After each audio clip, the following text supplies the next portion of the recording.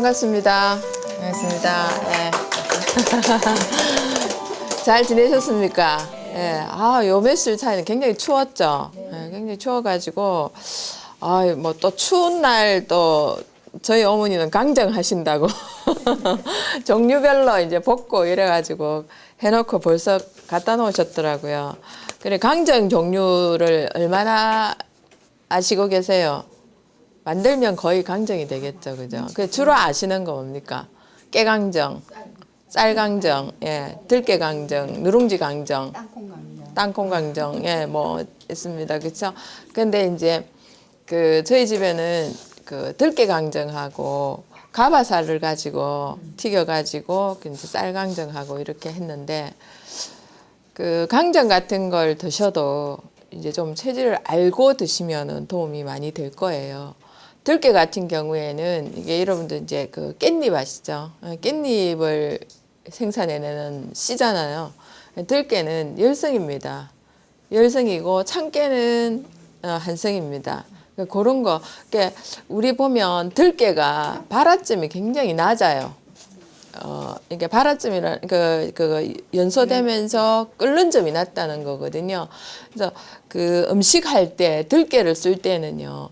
그걸로 가지고 기름을 만들어서 하면 안 돼요. 그거는 들깨 같은 경우는 그냥 먹는 쪽으로 그리고 마지막에 뭐 하는 쪽으로 이렇게 하셔야지. 불에서 태워버리면은 그 영양 손실도 있고요. 거기서 안 좋은 물질도 나올 수가 있고 이렇습니다. 그에 비하면 참기름은 좀 높은 편이고요. 저희가 쓰는 주로 기름이 있습니다. 제일 이거 이렇게 좀 그 끓는 점이 제일 높은 게 있어요. 그거는 이제 한 270도 정도 이런 정도로 돼도 괜찮으니까 튀긴 기름에 쓰는 거 카놀라유 이런 거를 쓰게 됩니다. 그래서 각각 어떤 음식을 하느냐에 좀 따라서 그 기름 쓰는 것도 또 있고요. 그리고 이제 이번에 강정 같은 강정 만들 때도 약간의 뭐 이런 거 기름도 쓰는 데도 있더라고요. 저는 이제 그거 쓰지만 기름을 써면 윤기가 있고 이렇게 돼요. 그래서 그런 게 쓰게 있는데 그런 거 넣지 말고 좀 순수하게 했으면 좋겠다. 그러니까 이제 그런 거 없이 이렇게 그냥 해왔었어요. 근데 이제 그것도 드실 때 그냥 맛있다 해서 드시는 것보다는 조금은 몸을 생각해서 드시는 게 도움이 되지 않을까 싶습니다. 자, 그래서 오늘이 사실 수업이 다음 주 쉽니다. 예, 맞죠? 아시죠? 다음 주 쉬고 또 빨간 날인데 오셔가지고 음식이나 안 하고 여기 왜 문을 닫았지? 그러시지 마시고 오늘 하고 이제 쉬고 그 다음 주에 또 할 거고요. 자, 오늘 사실 저는 생강보다도 좀 다른 걸 하고 싶은데 하고 싶은 게 사실 되게 많이 있습니다. 그래서 이제 어제 계획표를 넘기면서 그 다음 번으로 넘어간 게 이렇게 많이 있는데요. 생강을 일단 이제 해봐야 되겠다는 생각입니다. 겨울 음식으로 굉장히 좋습니다. 생강이. 근데 이제 생강 만드는 방법 이걸 두 가지를 제가 일단 해가지고 왔는데요. 일단은 먼저 보죠. 유인균 발효 생강 천연 식초 만들기. 생강 300g이 들어갔습니다. 그리고 조청 300g입니다. 이건 1대1로 했습니다. 그러니까 엄마 1대1 안 하시잖아요. 그렇게 하는데 여기서 1대1은 아닙니다. 이게. 여기에 뭐가 들어가냐면은 생수가 들어갑니다. 생수가 들어가기 때문에 그 1대2 비율은 전혀 아닌 거죠. 자, 근데 여기 보시면은 유인균이 얼마나 들어가 있습니까? 되게 많죠, 그죠? 그러니까 지금 뭐 3, 4티스푼 이렇게 했는데 보통 우리가 2티스푼 넣거든요. 이렇게 했는데 지금 거의 배로 넣었어요. 왜 배로 넣었을까? 이유가 있을 것 같아요. 왜 그럴까요? 예, 맞습니다. 생강 자체가 항균력이 너무 심하기 때문에 이걸 넣고 보통 하루 정도 지나면은 어떤 거는 물을 그만큼 넣어주면은 막 이거 이제 대기류가 생기면서 이렇게 발효되는 게 눈에 보이는데 얘는 잠잠해요. 가만히 있어요. 2배를 넣어줘도 조용하게 있어요. 그만큼 이게 이제 뜨거운 데다가 항균성도 굉장히 강하고 뭐 항산화 막 이런 거에서 굉장히 좋은 음식 속에 들어가는 그런 게 이제 그 생강입니다. 그래서 요건 양을 좀 많이 했습니다. 그래서 이제 남이쌤한테 이제 미리 많이 주시라고 이렇게 말씀을 드렸었어요. 여러분들 집에 있는 거 많이 넣으면 아까우니까 있으니까 여기 있는 거를 많이 가져가시고 넣으시면 되겠습니다. 자, 생수는 1.7에서 1.8리터 이렇게 했습니다. 그 저는 이 300g을 해보면서 생수가 좀 작지 않나 하는 생각도 해봤거든요.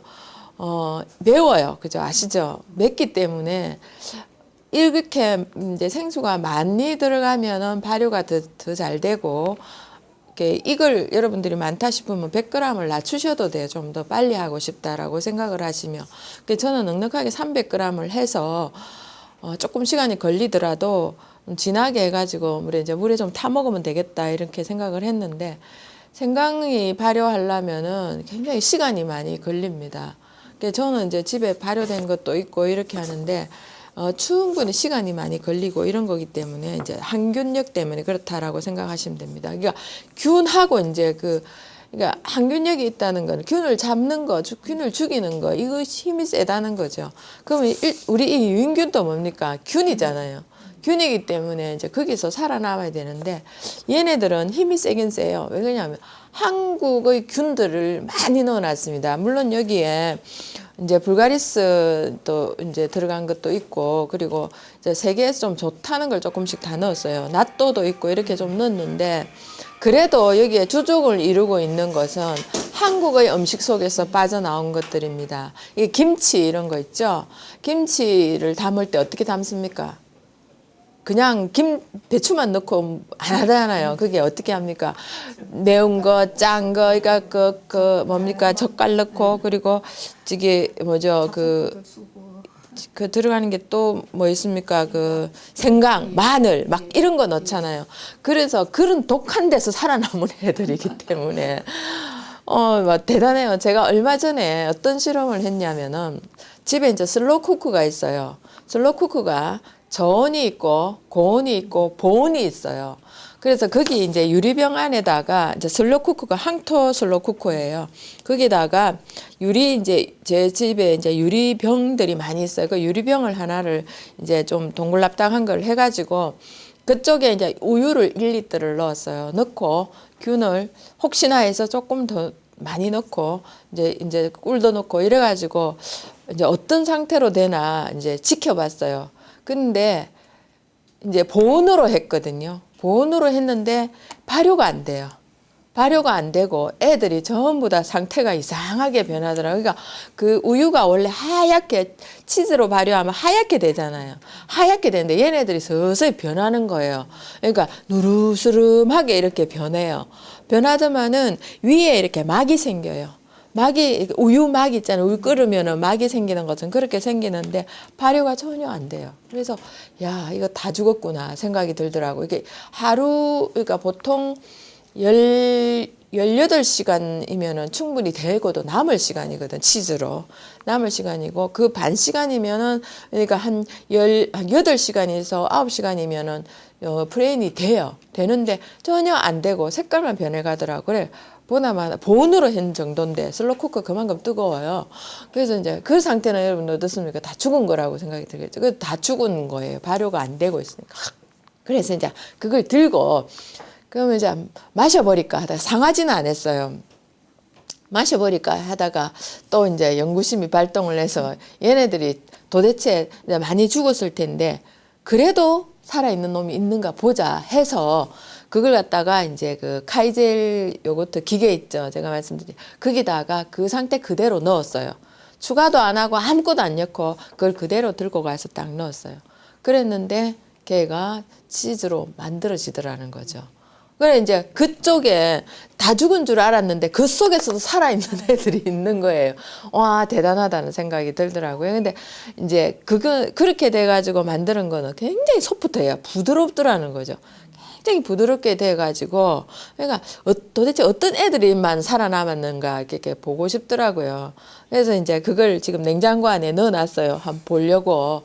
근데 굉장히 부드러우면서도 근데 이제 프레인 정도 그러니까 그 시간을 더 두면 되겠지만은 이제 그 요구르트처럼 우리가 기존 해먹는 것 치즈처럼 붕 뜨지는 않아요. 밑에 많이 이렇게 물이 많이 있는데 걔네들은 유청이 별로 안 나왔었어요. 근데 이제 굉장히 부드러운 맛이 있고 이러는데 우리 애 보고 먹으라니까 이거는 이상해 이러더니 기존 먹던 게 아니니까 근데 굉장히 부드러워 이런데 먹으라 그러니까 별로야 이러면서 안 먹는 거예요. 이제 기존에 약간 고소하면서 약간 달콤하면 새콤한 이런 맛이 있는 게 아니고 조금 맛이 다르더라는 그런 거죠. 이 김치가 조금 오래돼서 씌어진 느낌처럼 이런 느낌이 갔었어요. 근데 그만큼 균의 힘이 강한 게 많이 있어요. 그래서 한국에서 먹는 음식들 이런 데서 살아남은 거니까 얼마나 강하겠습니까? 그래서 제가 이제 이렇게 오늘 이거 생각을 한다고 생각을 하면서 그 생각이 나서 일단 말씀을 드리는 겁니다. 자, 만들기를 해보겠습니다. 어떻게 이래 제 마음을 알고 껍질을 안 벗기고 제가 얘기도 안 했는데 이렇게 딱 해놓은 것 같아요. 그래서 우리는 이렇게 이제 잘 통하는 게 많습니다. 생강 껍질은 벗기지 않습니다. 여러분들이 음식을 하실 때도 될 수 있으면 깨끗하게 씻어가지고요. 껍질째 사용하시는 게 좋습니다. 모든 거는 껍질째 사용하시는 게 좋고 여러분도 효모 빵집에서 이스트 있죠, 호모. 사서 쓸까요? 만들어 쓸까요? 되게. 네, 사서 쓰죠. 만들어 쓰는 집은 인기가 되게 많습니다.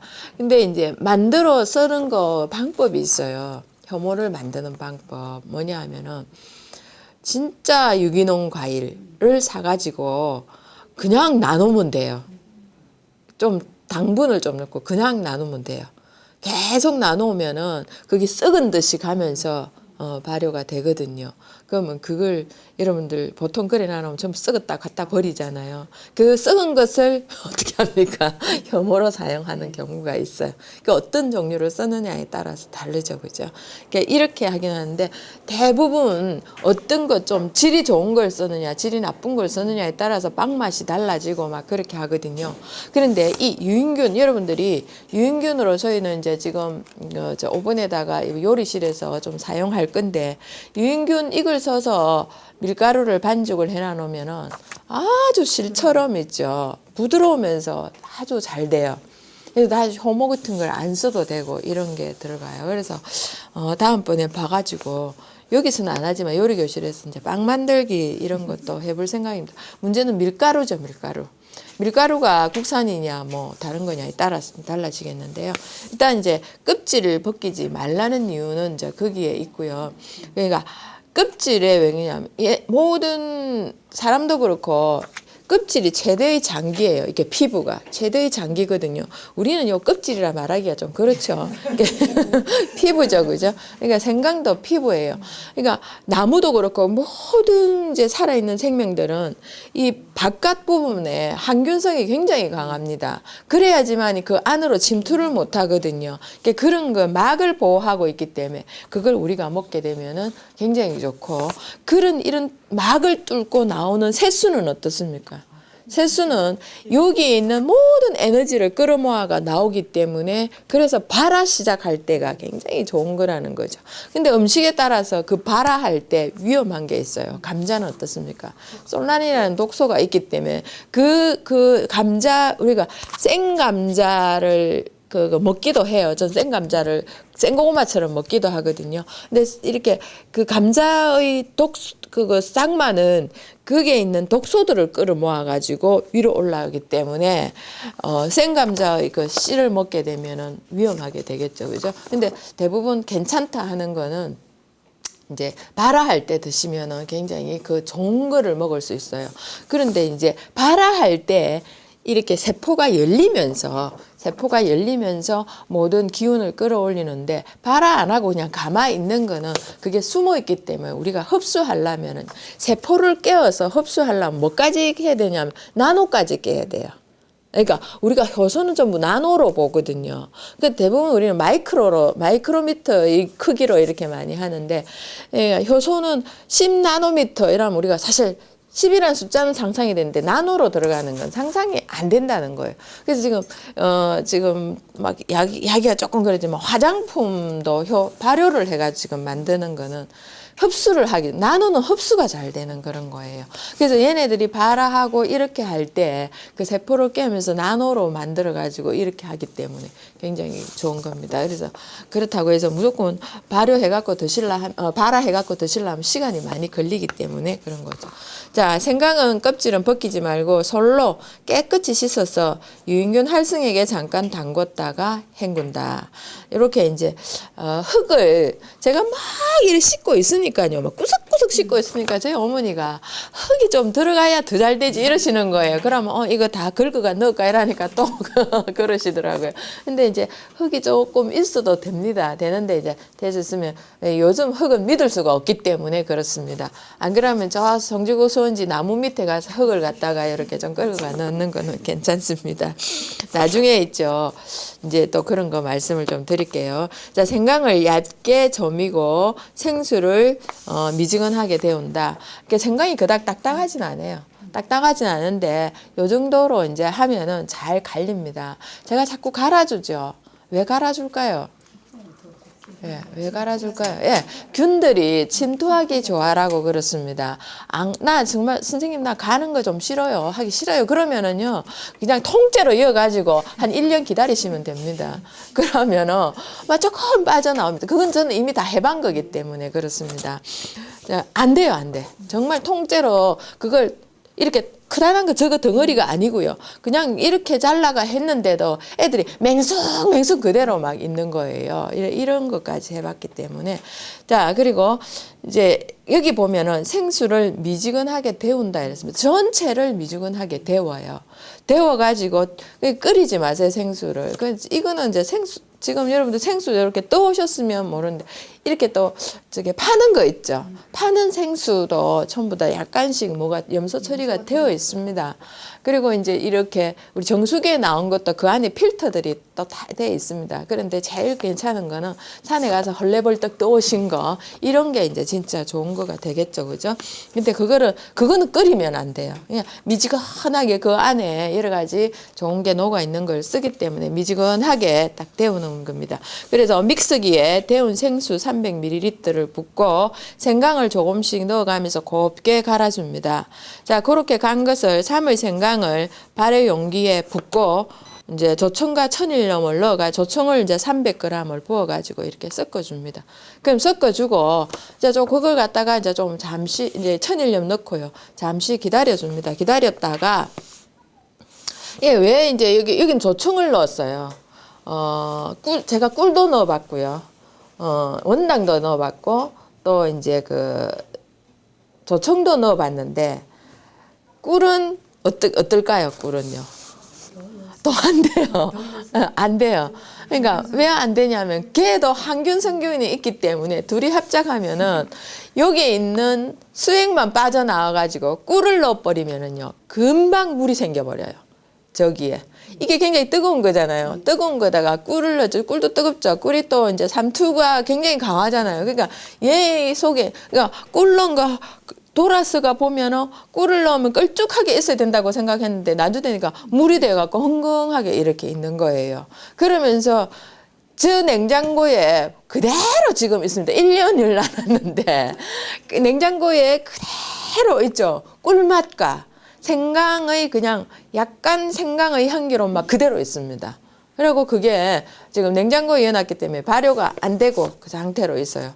그걸 좀 가져와서 구경을 시켜드릴까 생각하고 이제 그 안에 넣어놔 놓고 오늘 또 막 이제 바쁘게 와버렸는데요. 예, 그런 정도로 돼 있어요. 예. 그리고 이제 그래서 이제 저는 이제 원당 쓰는 거는 이제 조금 그렇습니다. 이게 왜냐면 발효하는데 좀 늦어진다. 그래서 조청을 넣어가지고요.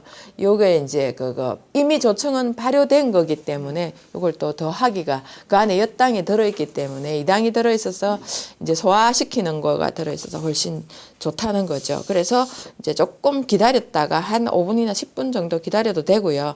성질 급하신 분들은 그냥 해도 됩니다. 자, 물을 미지근하게 데웠기 때문에 괜찮아요. 자, 나머지 생수를 미지근하게 데운 거 있죠. 데워서 발효 용기에 붓고 유인균을 넣고 저어준다. 아주 간단합니다. 그죠? 자, 38도씨에서 오일을 발효한 후 뚜껑을 열어 저어주고 여기 다시 열에 저어가지고 균을 갖다가 이렇게 균등하게 좀 만들어줍니다. 그러니까 오일, 이게 3일, 5일 전에는 됐으면 뚜껑을 열지 마세요.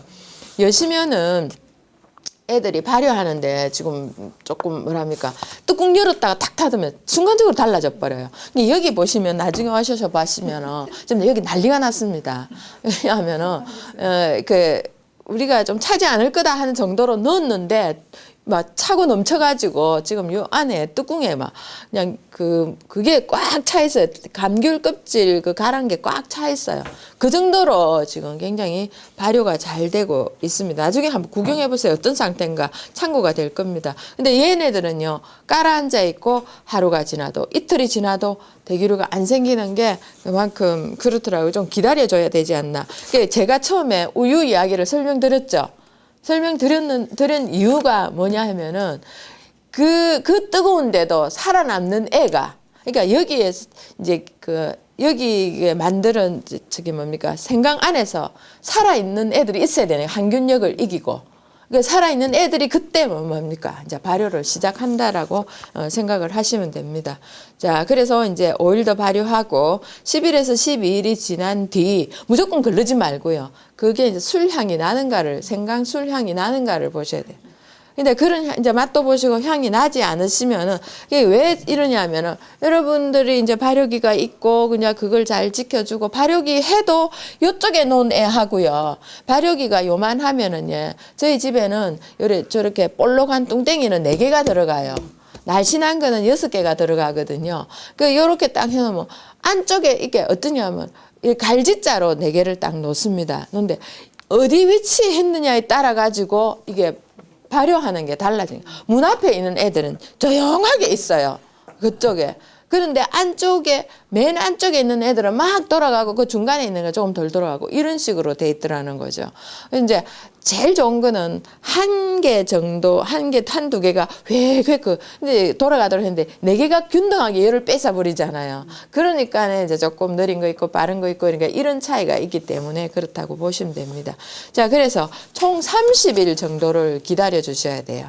그래서 요것도 여러분들이 이제 요런 온도를 안 맞춰지고 이래 되면은 조금 더 기다리셔야 되는 이런 것도 있고 또 이제 나는 조금 따뜻하게 그대로 유지가 돼서 잘 돼서 그러면 좀 더 짧을 수가 있고 이렇다고 생각하시면 됩니다. 숙성이 되면 반드시 물에 희석하여 마시도록 한다. 이게 반드시 일어났습니다. 줄 좀 꺼주세요. 반드시. 왜 그럴까요? 예, 이거는요, 정말로 여름에 태어난 하체나 가을에 태어난 금체는 될 수 있으면은 신중히 예, 드셔야 됩니다. 섭취하셔야 됩니다. 그러니까 신중히 사용하셔야 된다는 그런 거죠. 그러니까 어떤 경우에는 금지하시라는 그런 것도 있습니다.